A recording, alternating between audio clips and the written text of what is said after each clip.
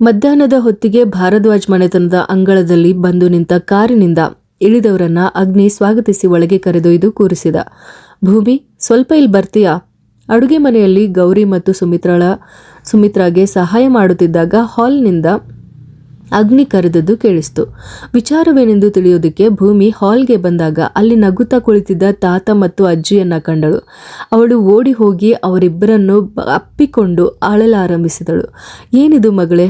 ನನ್ನ ಮಗಳು ಬೇಕಾದಷ್ಟು ಕಣ್ಣೀರು ಕುಡಿದಿದ್ದಾಳೆ. ಇನ್ನು ಯಾಕೆ ಬೇಸರ ಮಾಡ್ಕೊಳ್ತೀಯಾ? ಭಗವಂತ ನಿನ್ನ ಸಂಕಟಗಳನ್ನೆಲ್ಲ ದೂರ ಮಾಡಿದ್ದಾನಲ್ಲ. ನಾಣಿ ಅವಳ ಹಣೆಗೆ ಮುತ್ತಿಡುತ್ತಾ ಹೇಳಿದಾಗ ಅವಳ ಕಣ್ಣುಗಳು ತುಂಬಿ ಹರಿದವು. ಏನಿದು ಭೂಮಿ? ನಿನ್ನನ್ನು ನೋಡಬೇಕು ಅಂತ ಅಷ್ಟು ಖುಷಿಯಿಂದ ಬಂದಿದ್ದಾರೆ ಇವರೆಲ್ಲ. ಈಗ ಅವರನ್ನು ಅಳಿಸ್ತೀಯಾ ನೀನು? ಅಗ್ನಿ ಗದರುವಂತೆ ಹೇಳಿದ್ದನ್ನು ಕೇಳಿ ಅವಳು ಕಣ್ಣೀರನ್ನು ಒತ್ತಿ ಒರೆಸಿಕೊಂಡಳು. ಭೂಮಿ, ಹಿಂದಿನಿಂದ ಕರೆದ ಧ್ವನಿ ಕೇಳಿ ಅವಳು ಹಿಂತಿರುಗಿ ನೋಡಿದಾಗ ರಾಧಿಕಾ ಮತ್ತು ಮೋಹನ್ ನಿಂತಿದ್ದರು. ಅತ್ತೆ. ಅವಳು ಸಂತೋಷದಿಂದ ಅಳುತ್ತಾ ರಾಧಿಕಾ ಬಳಿ ಹೋಗಿ ಅಪ್ಪಿಕೊಂಡಳು. ಏನಮ್ಮ ಇದು, ನೀನು ಅಳ್ತಿದೀಯಾ? ಆಗಿದ್ದೆಲ್ಲವೂ ಒಳ್ಳೆಯದಕ್ಕೆ ಅಂತ ಅಂದುಕೋ ಸಾಕು. ಬಹಳ ಕಷ್ಟಪಟ್ಟಿದ್ದರೂ ನನ್ನ ಮಗಳ ಸಂಕಟವೆಲ್ಲ ದೂರವಾಯ್ತಲ್ವಾ?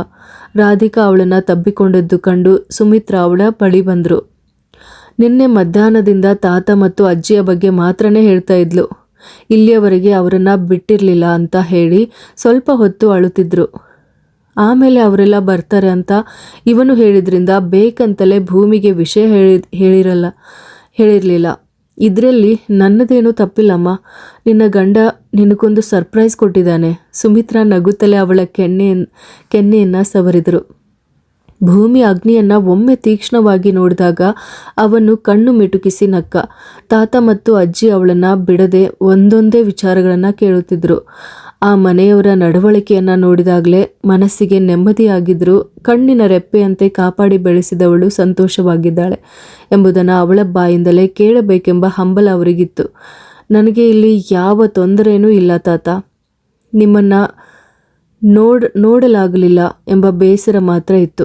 ಆದರೂ ನನ್ನ ಮೇಲೆ ಇಷ್ಟೊಂದು ಕ್ರೂರತನ ತೋರಿಸಲು ಅಪ್ಪನಿಗೆ ಹೇಗೆ ಮನಸ್ಸು ಬಂತು ತಾತ?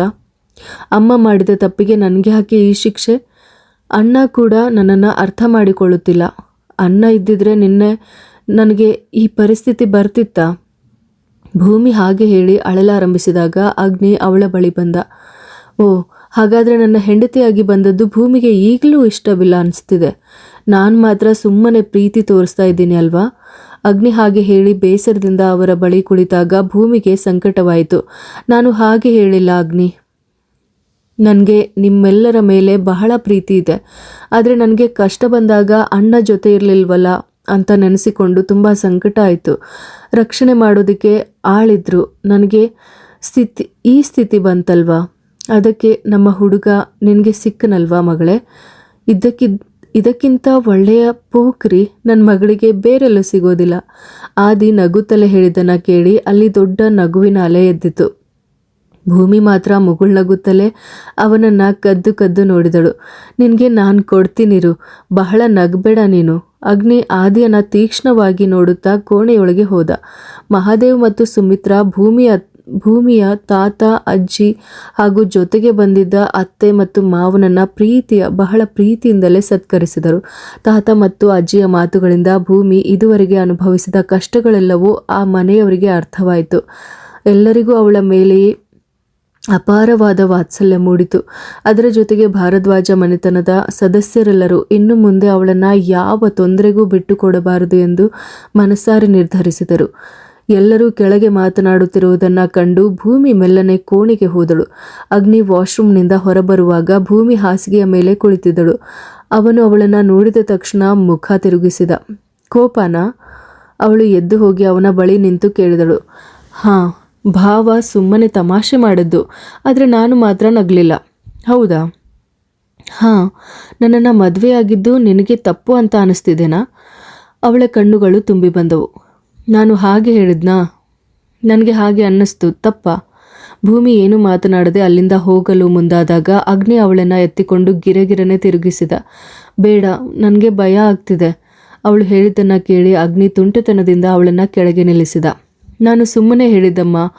ನನಗೆ ನನ್ನ ಭೂಮಿಯ ಬಗ್ಗೆ ಗೊತ್ತಿಲ್ವಾ? ನಿನ್ನ ಮನಸ್ಸಿನಲ್ಲಿ ಈಗ ನಾನು ಮಾತ್ರ ತಾನೇ ಇರೋದು. ಹಾಂ, ಅವನು ಹಾಗೆ ಹೇಳಿ ಅವಳನ್ನು ಎದೆಗೆ ಅಪ್ಪಿಕೊಳ್ಳುವಾಗಲೇ ಯಾರೋ ಬಾಗಿಲು ಬಡಿದ್ರು. ಓ, ಅಗ್ನಿ ಸಿಟ್ಟಿನಿಂದಲೇ ಹೋಗಿ ಬಾಗಿಲನ್ನು ತೆರೆದು ನೋಡಿದಾಗ ಅಲ್ಲಿ ಆದಿ ನಿಂತಿದ್ದ. ಏನೋ, ನೀನು ಸ್ವಲ್ಪ ಇಲ್ಬಾ, ಒಂದು ಸಮಸ್ಯೆ ಇದೆ. ಆದಿ ಹಾಗೆ ಹೇಳಿ ಅವನ ಕೈ ಹಿಡಿದು ಹೊರಗೆ ಕರೆದೊಯ್ದು ಏನನ್ನೋ ಕಿವಿಯಲ್ಲಿ ಹೇಳಿ ಭೂಮಿಯತ್ತ ನೋಡ್ದ. ಏನಾಯ್ತು ಅಗ್ನಿ?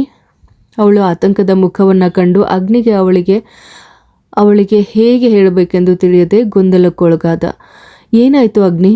ಅವಳ ಮುಖದಲ್ಲಿ ಆತಂಕ ಮನೆ ಮಾಡಿತ್ತು. ಅದು ಏನಿಲ್ಲ ಕಣೆ, ನಾನು ಸ್ವಲ್ಪ ಹೊರಗೆ ಹೋಗಬೇಕು. ಆಫೀಸ್ನಲ್ಲಿ ಒಂದು ಸಣ್ಣ ಸಮಸ್ಯೆ. ಬರುವುದು ಸ್ವಲ್ಪ ತಡ ಆಗ್ಬೋದು. ಅಜ್ಜಿಗೆ ಏನಂತ ಹೇಳೋದು? ಛೇ, ಅವರು ಏನಂದ್ಕೊಳ್ತಾರೋ. ಅಗ್ನಿ ಹಣೆಯನ್ನು ಉಜ್ಜಿಕೊಂಡ. ನಾನು ನೋಡ್ಕೊಳ್ತೀನಿ, ನೀವು ಯೋಚಿಸಬೇಡಿ, ಅವರಿಗೆ ಅರ್ಥ ಆಗತ್ತೆ. ಅವಳು ಹೇಳಿದ್ದನ್ನು ಕೇಳಿದಾಗ ಅವನಿಗೆ ಬಹಳ ಬೇಸರವಾಯಿತು. ಮೊದಲ ಬಾರಿಗೆ ಅವಳಿಗೆ ಸುಳ್ಳು ಹೇಳಬೇಕಾಗಿ ಬಂದ ಸಂಕಟ ಅವನ ಮುಖದಲ್ಲಿ ಎದ್ದು ಕಾಣಿಸ್ತಾ ಇತ್ತು. ಪರವಾಗಿಲ್ಲ ಅಗ್ನಿ, ನಾನು ಹೇಳ್ತೀನಿ, ಹೋಗಿ ಬನ್ನಿ. ಬೇರೆ ಏನೂ ತೊಂದರೆ ಇಲ್ಲ ತಾನೇ? ಇಲ್ಲ, ಬೇಗ ಬರ್ತೀನಿ. ಆದಿ ಅಷ್ಟರಲ್ಲೇ ಅಲ್ಲಿಂದ ಹೋಗಿದ್ದ. ಅವರಿಬ್ಬರ ಖಾಸಗಿತನಕ್ಕೆ ಅಡ್ಡಿಯಾಗಬಾರದೆಂದು ಅವನು ಬೇಗನೆ ಅಲ್ಲಿಂದ ಹೊರಟಿದ್ದ. ಅಗ್ನಿ ಅವಳನ್ನು ಎದೆಗೆ ಅಪ್ಪಿಕೊಂಡು ಹಣೆಯ ಮೇಲೊಂದು ಮುತ್ತಿಟ್ಟ. ಎಲ್ಲರ ಬಳಿ ತುರ್ತಾಗಿ ಸ್ಟ್ಯಾಂಡ್ಗೆ ಹೋಗಬೇಕಿದೆ ಎಂದು ಹೇಳಿ ಹೊರಡುವಾಗ ಆದಿಯನ್ನು ನೋಡಿ ಕಣ್ಣಲ್ಲೇ ಏನೋ ಸನ್ನೆ ಮಾಡಲು ಮರೆಯಲಿಲ್ಲ. ಅದರ ಜೊತೆಗೆ ಅಗ್ನಿ ಗೌರಿಯನ್ನು ಒಮ್ಮೆ ನೋಡಿದ. ಆ ದೃಷ್ಟಿಯ ಅರ್ಥವಾಗಿದ್ದರಿಂದ ಗೌರಿ ಭೂಮಿಯನ್ನು ತನ್ನತ್ತ ಎಳೆದುಕೊಂಡಳು. ಅವನ ಗಾಡಿ ದೂರವಾಗುತ್ತಿದ್ದಂತೆ ಕಾರಣವೇನೆಂದು ತಿಳಿಯದೆ ಅವಳ ಮನಸ್ಸು ವಿಲವಿಲನೆ ಒದ್ದಾಡುತ್ತಿತ್ತು. ಅಭಿರಾಮಿ ಆ ಕೋಣೆಯಿಂದ ಹೊರಬರದೆ ಅತ್ತು ರಂಪಾಟ ಮಾಡಿ ಅವಳ ಕಣ್ಣು ಮತ್ತು ಮುಖವೆಲ್ಲ ಕೆಂಪಾಗಿತ್ತು. ಸೌಮ್ಯಗೆ ಆ ಸಮಯದಲ್ಲಿ ಭೂಮಿಯ ಮೇಲೆ ವಿಪರೀತ ಕೋಪ ಬರುತ್ತಿತ್ತು. ತನ್ನ ಮಗಳ ಜೀವನ ಹೀಗಾಯ್ತಲ್ಲ ಎಂದು ನೆನೆಸಿಕೊಂಡು ಅವರ ನೆಮ್ಮದಿಯೇ ಹಾಳಾಗಿತ್ತು. ಸುಧೀಂದ್ರ ಬೇಗನೆ ಊರಿಗೆ ಬಂದಿದ್ದರೆ ಚೆನ್ನಾಗಿತ್ತು ಎಂದು ಅವರು ಮನಸಾರೆ ಅಂದುಕೊಂಡರು. ಯಾರಿಗೋಸ್ಕರ ನೀನು ಏನೂ ತಿನ್ನದೆ ಹೀಗೆ ಅಳುತ್ತಾ ಬಿದ್ದಿದೀಯಾ ಮಗಳೇ? ಆ ಅಲ್ಪಾಯುಷಿ ಜಂತು ಬಹಳ ದಿನ ಇರೋದಿಲ್ಲ ಅಂತ ನಿನಗೆ ಗೊತ್ತಿಲ್ವಾ? ಮತ್ತೆ ಯಾಕೆ ಹೀಗೆ ಬೇಸರ ಪಟ್ಕೊಳ್ತಿದೀಯಾ? ಅವಳು ಸತ್ತ ಮೇಲೆ ಅಗ್ನಿ ನಿನ್ನ ಹಿಂದೆನೇ ಬರ್ತಾನೆ. ನೀನು ಬೇಸರ ಮಾಡ್ಕೋಬೇಡ ಮಗಳೇ. ಸೌಮ್ಯ ಅಭಿರಾಮಿಯನ್ನು ಸಮಾಧಾನಪಡಿಸುತ್ತಾ ಅವಳ ಬಳಿ ಬಂದಳು. ಅಮ್ಮ, ನನಗೆ ಬೇಸರ ಮಾಡ್ಕೋಬೇಡ ಅಂತ ಹೇಳೋದಕ್ಕೆ ನಿಮಗೆ ಹೇಗೆ ಮನಸ್ಸು ಬರುತ್ತೆ? ನನಗೆ ತಡೆದುಕೊಳ್ಳೋದಕ್ಕೆ ಆಗ್ತಾ ಇಲ್ಲ. ಭಾರದ್ವಾಜ್ ಮನೆತನದ ಕಿರಿಯ ಸೊಸೆಯಾಗಿ ನಾನು ಹೋಗೋ ಕ್ಷಣವನ್ನು ಎಷ್ಟು ಕನಸು ಕಂಡಿದ್ದೆ ಗೊತ್ತಾ? ಆ ಗೌರಿ ಅಲ್ಲಿಗೆ ಬಂದಾಗ ನನ್ನ ಸ್ವಾತಂತ್ರ್ಯನೇ ಕಳೆದು ಹೋಗಿತ್ತು. ಅಗ್ನಿಯ ಮೇಲೆ ಅವಳು ತೋರುವ ಅಧಿಕಾರವನ್ನು ನೋಡಿದರೆ ನನಗೆ ಸಿಟ್ಟು ಬರುತ್ತೆ. ನಾನು ಅಲ್ಲಿಗೆ ಹೋದಾಗ ಅವಳ ಆ ಅಧಿಕಾರವನ್ನು ಕೊನೆಗಾಣಿಸ್ಬೇಕು ಎಂದುಕೊಂಡಿದ್ದೆ. ಆದರೆ ಒಂದೇ ಕ್ಷಣದಲ್ಲಿ ಎಲ್ಲನೂ ನಾಶ ಆಯಿತು. ಎಲ್ಲರೂ ಆರಾಧನೆಯಿಂದ ನೋಡುವ ಅಗ್ನಿ ನನ್ನವನು ಮಾತ್ರ ಅಂತ ನಾನು ಅಹಂಕಾರದಿಂದ ನನ್ನ ಫ್ರೆಂಡ್ಸ್ ಹತ್ರ ಎಲ್ಲ ಹೇಳ್ಕೊಂಡಿದ್ದೆ. ಅಭಿರಾಮಿ ಹುಚ್ಚು ಹಿಡಿದವಳಂತೆ ಕೋಣೆಯಲ್ಲಿದ್ದ ವಸ್ತುಗಳನ್ನೆಲ್ಲ ಎಳೆದು ಚೆಲ್ಲಾಡಿದ್ಲು. ಮಗಳೇ, ಏನೇ ಮಾಡ್ತಿದ್ಯಾ ನೀನು? ನನಗೆ ಭಯ ಆಗ್ತಿದೆ. ಸೌಮ್ಯ ಹೆದರಿಕೆಯಿಂದ ಅವಳನ್ನು ತಡೆಯೋದಕ್ಕೆ ಯತ್ನಿಸಿದರು. ಅವಳು ತಣಿಯದ ಸೇಡಿನಿಂದ ಅಗ್ನಿಯ ಫೋಟೋವನ್ನು ತೆಗೆದು ನೆಲಕ್ಕೆ ಬಿಸಾಕಿ ಒಡೆದು ಹಾಕಿದಳು. ಅವಳನ್ನು ನೀವು ಪ್ರೀತಿಸಿ ಅಗ್ನಿ. ಇನ್ನು ಮುಂದೆ ಪ್ರತಿ ಕ್ಷಣವೂ ನಿಮ್ಮನ್ನು ಹೆದರಿಸಿಡಲು ನನಗೆ ಗೊತ್ತು. ನೋಡ್ತಾ ಇರಿ ನೀವು. ಹಾಗೆ ಹೇಳುತ್ತಾ ಒಡೆದು ಚೂರಾದ ನೆಲದ ಮೇಲೆ ಬಿದ್ದಿದ್ದ ಅಗ್ನಿಯ ಫೋಟೋವನ್ನು ನೋಡಿ ಹುಚ್ಚಿಯಂತೆ ಅರಚಿದಳು. ಭೂಮಿಯ ಮನೆಯಿಂದ ಬಂದವರೆಲ್ಲರೂ ಸಂತೋಷದಿಂದಲೇ ಹಿಂತಿರುಗಿದರು. ಅಗ್ನಿಯ ಮನೆಯವರು ತಾತ ಮತ್ತು ಅಜ್ಜಿಗೆ ಬಹಳ ಇಷ್ಟವಾಗಿದ್ದರು. ಅವರ ನಡವಳಿಕೆಯಿಂದಲೇ ಭೂಮಿಗೆ ಇನ್ನು ಮುಂದೆ ಯಾವತ್ತೂ ಏನೂ ಅಲ್ಲಿ ಕಷ್ಟ ಬರಲ್ಲ ಎಂಬುದು ಅವರಿಗೆ ಖಾತ್ರಿಯಾಗಿತ್ತು. ಎಲ್ಲರೂ ಹೊರಡುವಾಗ ಅವಳ ಕಣ್ಣುಗಳು ತುಂಬಿ ಬಂದವು. ಮಗಳೇ, ಅಗ್ನಿ ಬಂದಮೇಲೆ ಹೇಳು. ಒಂದಿನ ಇಬ್ಬರು ಒಟ್ಟಿಗೆ ಅಲ್ಲಿಗೆ ಬನ್ನಿ, ಸಂತೋಷವಾಗಿರು, ಆಯ್ತಾ? ಆಮೇಲೆ ತಾತ ಮತ್ತು ಅಜ್ಜಿಯ ಬಗ್ಗೆ ನೆನೆಸಿಕೊಂಡು ನನ್ನ ಮಗಳು ಬೇಸರ ಪಡಬೇಕಿಲ್ಲ. ಅವರನ್ನು ನಾನು ನನ್ನ ಜೊತೆಯಲ್ಲೇ ಕರೆದುಕೊಂಡು ಹೋಗ್ತೀನಿ. ಅಲ್ಲಿ ಒಂಟಿಯಾಗಿ ಬಿಟ್ಟರೆ ಸರಿ ಆಗಲ್ಲ. ರಾಧಿಕಾ ಅವಳ ಕೆನ್ನೆಯನ್ನು ಮೆಲ್ಲನೆ ಚಿವುಟಿ ಹೇಳಿದಾಗ ಅವಳು ತಲೆಯಾಡಿಸಿದಳು. ನಾವು ಹೊರಡ್ತೀವಿ. ಅನುಕೂಲವಾದಾಗ ಒಂದು ದಿನ ಅಲ್ಲಿಗೆ ಬನ್ನಿ.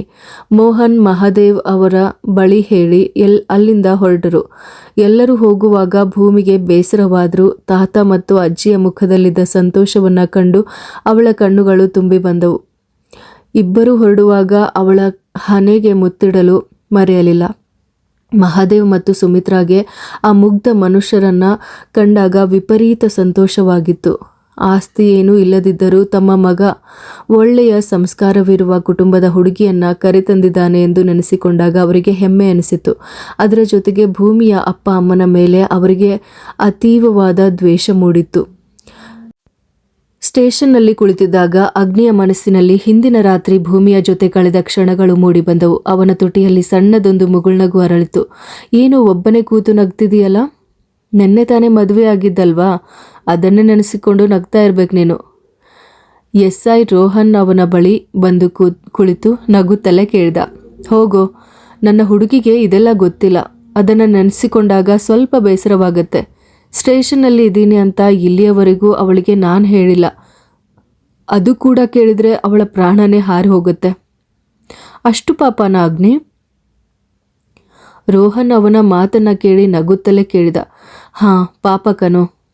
ಯಾವ ಸಂತೋಷವನ್ನೂ ಕಾಣದ ಮುಗ್ಧ ಹುಡುಗಿ ಅದು. ಇನ್ನು ನನ್ನ ಜೊತೆ ಸೇರಿಕೊಂಡು ಏನಾಗ್ತಾಳೋ ಏನೋ. ಅದು ನಿಜ, ನಿನ್ನ ಸ್ವಭಾವಕ್ಕೆ ಯಾರಾದರೂ ನಿನ್ನ ಜೊತೆ ಬಾಳಲು ಸಾಧ್ಯನಾ ಅಗ್ನಿ? ಅಪಶಕುನ ಮಾತನಾಡಬೇಡಲೇ.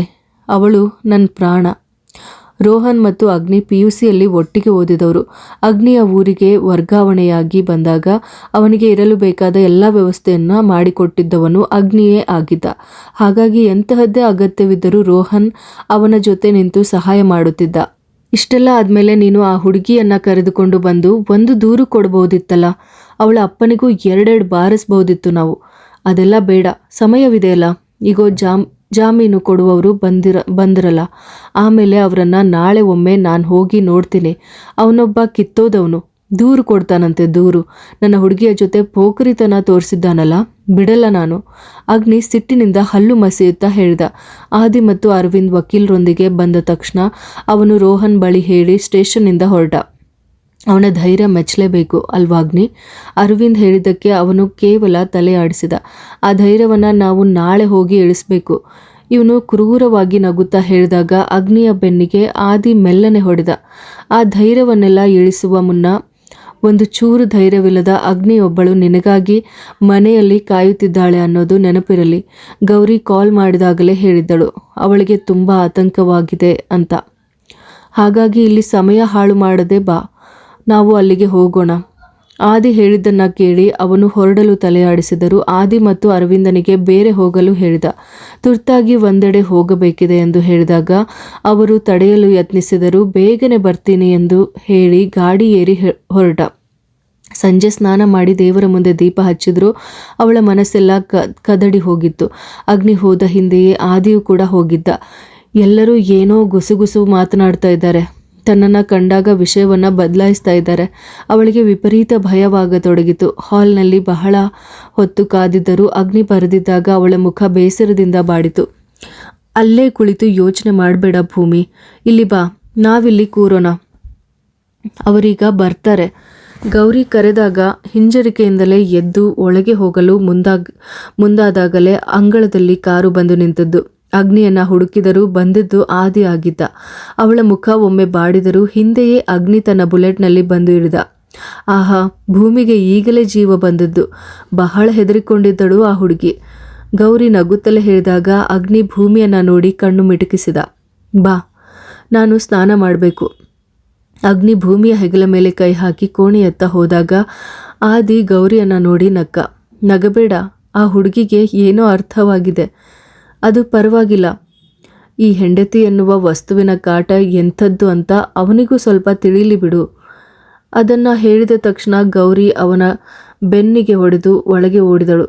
ಅಗ್ನಿ ಕೋಣೆಗೆ ಹೋದ ತಕ್ಷಣ ಅವಳನ್ನು ಬಿಗಿಯಾಗಿ ಅಪ್ಪಿಕೊಂಡ.